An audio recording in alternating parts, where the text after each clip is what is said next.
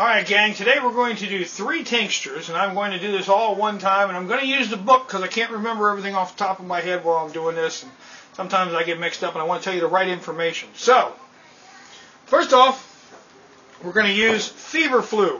Now, I've got numerous books. The one I happen to have here actually happens to be The Complete Medicinal Herbal by Penelope Odie, which I really like this book. I have numerous other ones, but this one's pretty straightforward. It has lots of very good pictures, and I do mean pictures in color, so it's very good, easy to identify. So if you have these plants growing in your area, or you're able to find these plants, or even if you go get dried plants, you'll know what they are. And there's a list that she has here, whether to use it in tinctures or essential oils, what parts to use, how to use them, recipes for using them, how to make tinctures, how to make essential oils, things like that. It's a very good book to start out with, and I really like this book, and it's very easy for a lot of people. Well, one of the first ones we got, like I said, is fever flu. Now, I used dried fever flu, okay? And when it comes out, yes, that's right, it is green in color. It's green, okay? Now, I'm going to take that fever flu and put it in bottles. Most of these I'm going to put into these bottles. Actually, all 3 of these today I'm going to put in these bottles. Now, understanding what these and other tinctures are used for and their side effects are very important. Okay, fever flu is used, and somebody's going to say headaches. Yes, it's used for migraines. It has also been used in the past, okay, to expel the placenta after childbirth. Now, let's think about that. You should only use 5 to 10 drops in a big 8-ounce glass of water once every 30 minutes for the onset of a migraine. I would not do it more than 3 times. If I did that 3 times, 30 minutes, 30 minutes, 30 minutes, and the migraine still came on, I wouldn't take any more fever flu. That's just me. I have decided that is enough in my body that I'm not taking any more. Okay? Now, of course, you can mix that with, instead of just water, you could use juice or something like that so you don't get the taste of it if you don't like the taste. However, that's up to you. But remember that it's been used to expel the placenta after childbirth. It should tell you that it's got some pretty strong effects that it can have. And I would worry about putting too much into my body. Now, you have to know, with me, I have no placenta to expel. Imagine that, I'm a guy. But what other problems could it create in my body? These are things that you're going to have to find out for yourself, whether you're man or woman, and what you want to do, and what you're trying to use this medicinal herb for. So there are good things, and there can be harmful things. And these are things you need to know. Whether you're allergic to it or not is another option, and you need to know. So don't take my word for it, because I'm not a doctor, nor do I play one on television, but you need to check with your local doctor. Maybe they'll say it's okay for you to take. Maybe they'll say they don't want you to take it. If you have problems. One of the other side effect problems are, and I'm going to read this right out of the book, the herb should be avoided by patients taking blood-thinning drugs because it can affect the clotting rate. See, those are things you don't normally hear about in other places. You need to read through different material. Don't just take this one book either. I'm just giving you this book as an example. There are other medicinal books out there. You need to read more than one to understand as much as you can about what you're putting into your body herb-wise. Alright, so now, the tincture rate for me is 5 to 10 drops every 30 minutes at the onset of a migraine. Okay? Now, then you put like a compress over your head, a warm compress over your head to help with your migraines, and other things you can do. I would not take it more than 3 times at the onset of a migraine. That's just me. That's my decision. Just giving you an idea. Now, I'm going to jump to another herb that I have here, which happens to be lavender. And I have lavender flower in there. I don't know if you guys can see that too well. But that is an alcohol tincture of lavender. Now, what good does lavender do for us? Well, you can use lavender for, of course, candle making and in your bath waters, and it helps stress and decompress. I mean, you guys get the smell. You guys know, it helps you out. Ah, lavender, and that's what it does. It's for those things. Now, because I got it as a tincture, I'm going to take it orally. It's going to go inside my body. But I'm going to save the petals and flowers here, and I can use those to make candles, to make soap, to sprinkle in the bath water, to do all those other things. There's no harm done to them. All I'm doing is taking the essentials out of it, and there will still be other things in there for other stuff. Just using it for a tincture. Now, add it to creams, make oils, infusions, all kinds of different things. With a tincture, it's 5 milliliters twice a day for headaches and depression. That's what it's used for. Okay. There are other. Now, avoid high doses of this herb during pregnancies. Okay. That's important. If you're pregnant, avoid high doses of lavender. Where do you hear this stuff at? You don't. You need to research all the medicines and medicinal things that you're putting into your body at different times. So, something to think about. Now, we're going to take that and put that into the small bottles also. We'll label that and list that for stress and depression. And that. Oh, for depression also. So for stress and depression, we'll put that on there and label up the lavender and store that away with the dates and everything on there so I know what it's used for and how long it's going to be in there. The third one I have is chamomile. If you haven't seen, let me get my big spoon out of the way I use for a bookmark. Chamomile. Nice flowers. Okay. Well, chamomile for tincture, for irritable bowel, and for insomnia and for tension, okay? And this will help you sleep.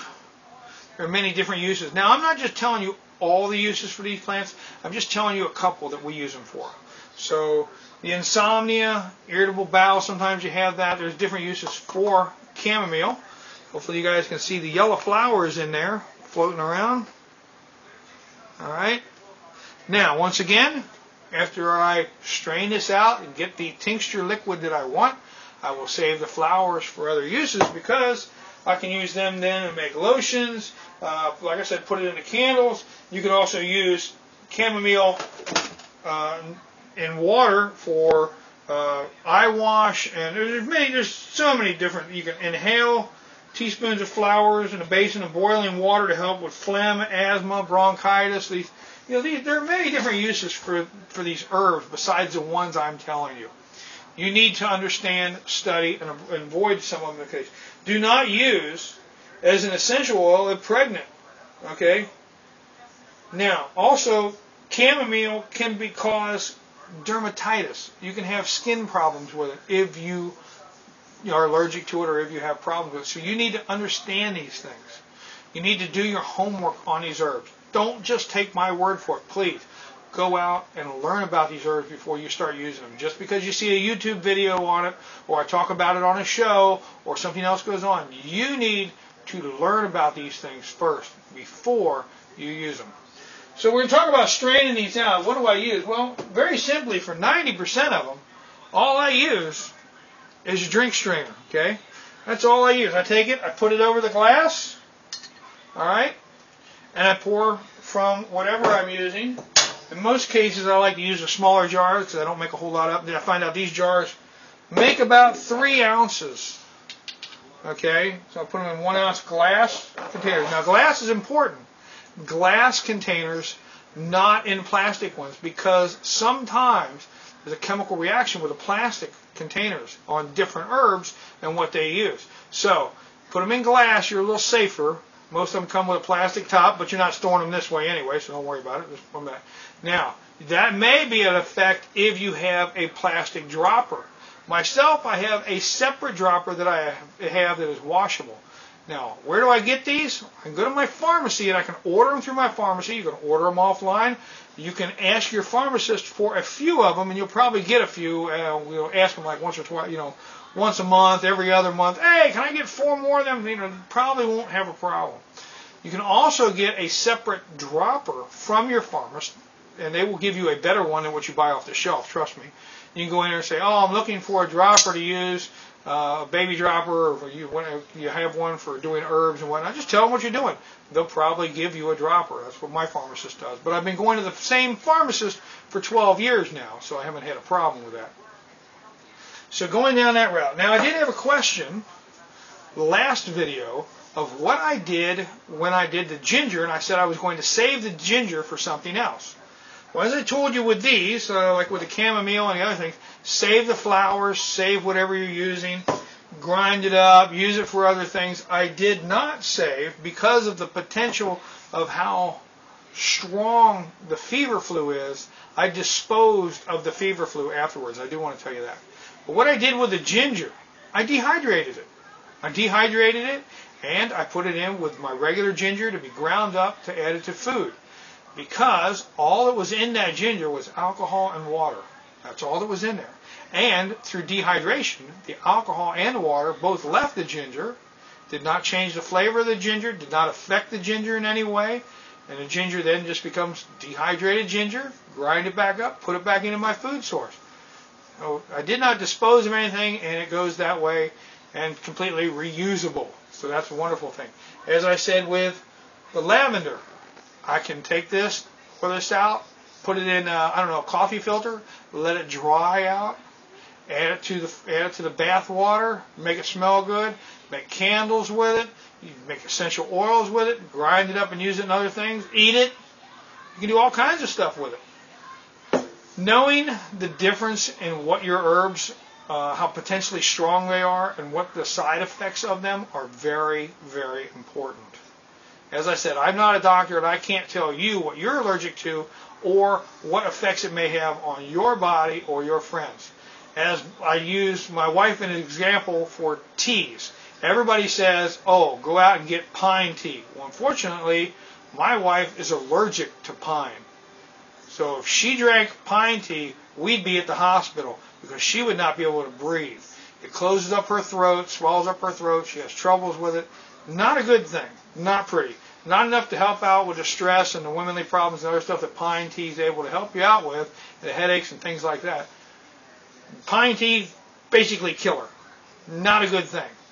But it's something to keep in mind, isn't it, if I ever wanted to get divorced, or should I say widowed. But anyway, we won't go into that, because if she hears me, I'm in big trouble. So, remember, do your homework. Don't take my word for it or anybody else's word for it out there. You need to study what these herbs can do to you and your family so that you don't have any problems later down the road. Hopefully this year we'll all save some money. You guys will be able to go out there, gather some herbs, just not for food and for flavoring your food, but also for medicinal help. Make your own candles. Live off the land. Let's all get back to self-sufficiency, self-reliance, helping each other out. That's what it's all about. That's what we're shooting for this year. All right, I'll talk to you all later. Hope everybody has a good one. And I answer any questions that you happen to have. All right? See you next time around.